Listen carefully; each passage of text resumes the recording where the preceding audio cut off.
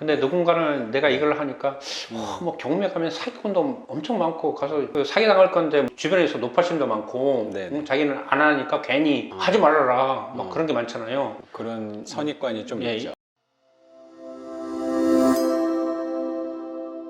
제 2의 인생의 갈 길을 비전을 딱 준 것 같아요. 나한테 선물을 앞으로 이렇게 해서 제 2의 인생을 쭉 가라. 코로나가 나한테 준 것 같아요. 그러니까 너무 행복해요. 어쩌면 출발은 코로나라는 작년의 위기 때문에 유급 휴직을 강제로 그렇죠. 받게 된 선생님 삶에서의 어쩌면 굉장히 큰 위기. 처음에 충격을 많이 받았죠. 야, 그렇죠. 이거 어떻게 살아가야 되지?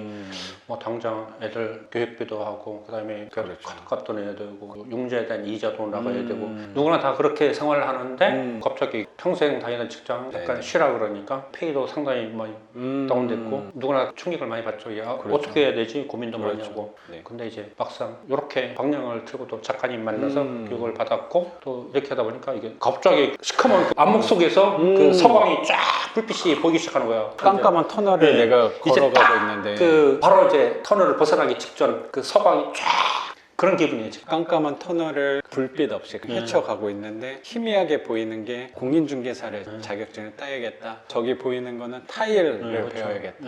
도배를 배워야겠다. 인테리어 필름 배워야겠다 했는데 이 모든 것들이 여기 여기에 뭔가 잘 들어맞는 느낌이 되게 드네요. 선생님이 뭐 기본적인 틀은 좀 생각은 하셨겠지만 눈앞에 현실로 구체화가 돼서 나타날 거라고. 배우면서도 과연 이걸 써먹을 수 있을까? 또 그러니까. 와이프가 그때 중간에 계속 제가 1월 달에 뭐 쓸데없이 가서 그런 거 배우냐고. 뭐 어차피 당신 나이에 가서 뭐 써먹을 것도 아니고 계속 뭐라고 이제 면박을 주더라고. 근데 저는 꿋꿋하게. 왜 괜히 고생하나. 근데 꿋꿋하게 소신껏 밀어붙이셨네요. 세상에 쓸데없는 일은 없다. 뭔가 배우면은 반드시 그 써먹는 일은 있다 했는데 아주 그냥 활용을 잘한 것 같아요. 그러니까 너무 행복해요.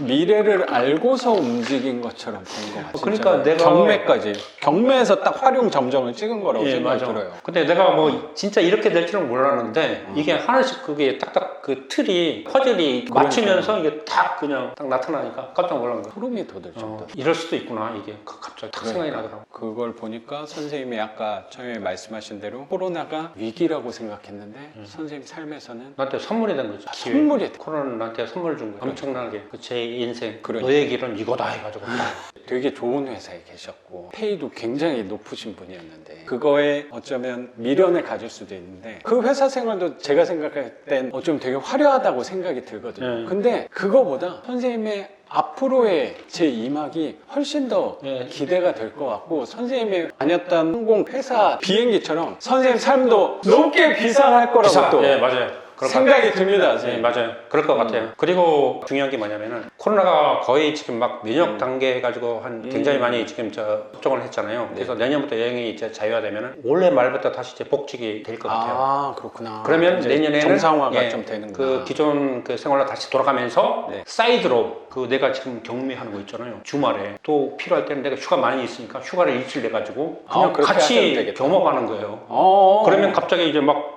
페이가 돈이 막 막 들어오는 거 아니고 아니 또 연봉이 엄청나신 분이니까. 아니 근로소득은 그대로 있는데 옆에 그 임대 그 파이프라인이 계속 들어오면서 굉장히 튼튼해질 것 같아요. 자기 직업하고 병행을 할 수 있기 때문에 몰빵하는 게 아니니까 주말에 잠깐 해도 되고 퇴근해서 해도 되고 내가 좀 시간이 필요하다면 연차내서 한 2, 3일 집중하면 되니까 같이 병행이 되겠더라고. 그리고 이제 선생님도 한번 인테리어에 대해서 경험을 해보셨으니까 약간의 예측이 또 될 거란 말이에요. 요거는 사람을 써야겠다, 요거는 내가 해도 되겠다가 아마 직접 해봤을 때 저는 큰 배움이 그거라고 생각이 들거든요.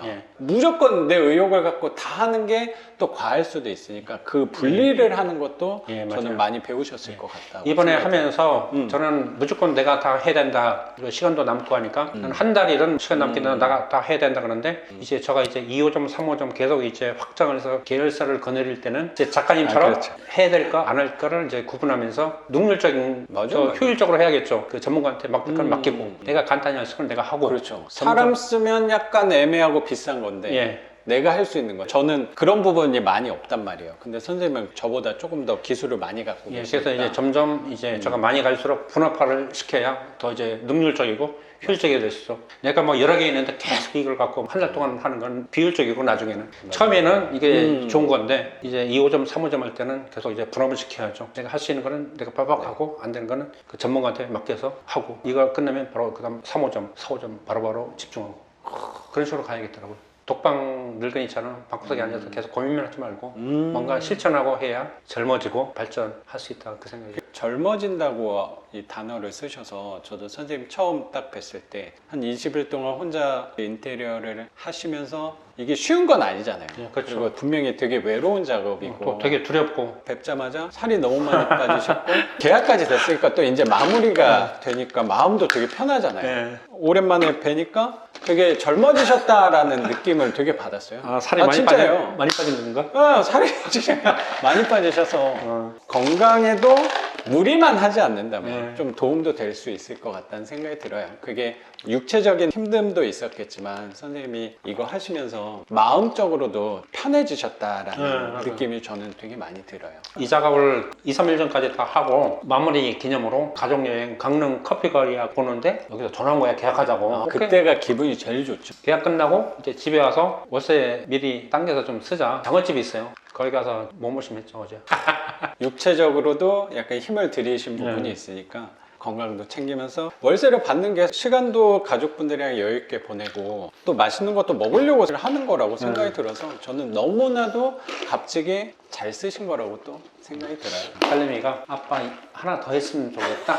농담으로 그렇게 얘기하더라고. 선생님 성격이면 2호점도 금방 또 낙찰을 받으실 것 같고 금방은 아니라도 이제 철저하게 준비해가지고 해나갈 수 있다는 자신감. 근데 누군가는 내가 이걸 하니까 뭐 경매 가면 사기꾼도 엄청 많고 가서 사기 당할 건데 주변에서 노파심도 많고 자기는 안 하니까 괜히 하지 말아라 막 그런 게 많잖아요. 그런 선입관이 좀 예, 있죠. 막상 해보니까 정확한 지식을 갖고 판단하고 하는데 전혀 뭐 사기 당할 일도 없고 너무 깨끗한 거야 이게. 일반 매매로 했을 경우에 사기당하는 경우가 더 있지 제가 생각할 땐 경매로 했을 때는 사기를 당할 수가 없지. 법원이 오히려 투명하게 해주니까 그렇죠. 내가 판단만 할 수 있으면 오히려 편하게 할 수 있는 방법이라고 또 생각은 저는 있어요. 저희 교육생분을 최근에 만났는데 부동산에서 계약을 했는데 공간 임대 같은 거를 하시려고 사업을 했는데 그 부동산 중개사님하고 업체하고 이렇게 임대 같은 걸 다 껴 맞춰 놓은 물건이더라고요. 그래서 제 교육생분들 파기하셨다고 하시더라고요. 그러니까 계약금을 날리신 거죠. 그러니까 오히려 누군가 껴 있으면 불편하다는 생각이 저는 조금 있어요. 아무래도 중간에 끼면 그분이 그렇죠. 중간에서 수수료도 챙겨야 그렇죠. 되고 그 단계가 많을수록 복잡해지죠. 자기 이권이 좀 달려 있으니까 거기서 오히려 사기를 당할 수도 있다고 생각은 저는 드는데 경매는 내가 판단을 다 할 수 있는 부분이니까 이 물건도 권리분석 사실 할 게 없었잖아요. 그렇죠. 10초면 끝나죠.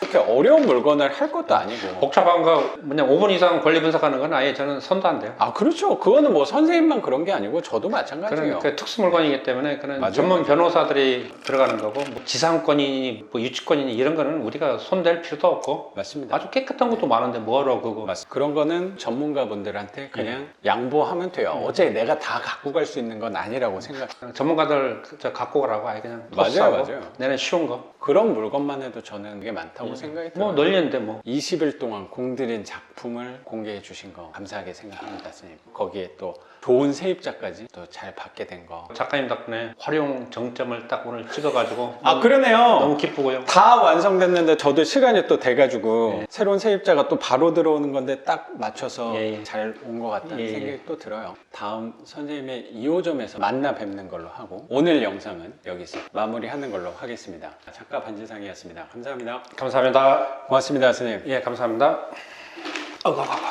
이 사모님 너무 아니요. 오래 계신 거 같네.